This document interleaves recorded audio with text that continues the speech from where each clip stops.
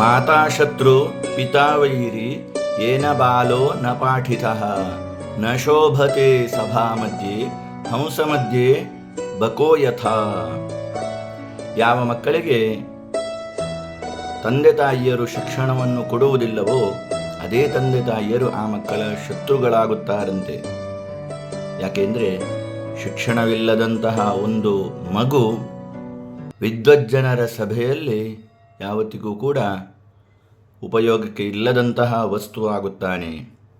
ಯಾಕೆಂದರೆ ಹಂಸಗಳ ಮಧ್ಯೆ ಒಂದು ಕೊಕ್ಕರೆ ಇದ್ದರೆ ಹೇಗೆ ಅನಿಸ್ತದೆ, ಹಾಗಿರುವಾಗ ಎಲ್ಲ ಪಾಲಕರು ಕೂಡ ತಮ್ಮ ಮಕ್ಕಳಿಗೆ ಸರಿಯಾದಂತಹ ಶಿಕ್ಷಣವನ್ನು ಕೊಡಬೇಕು.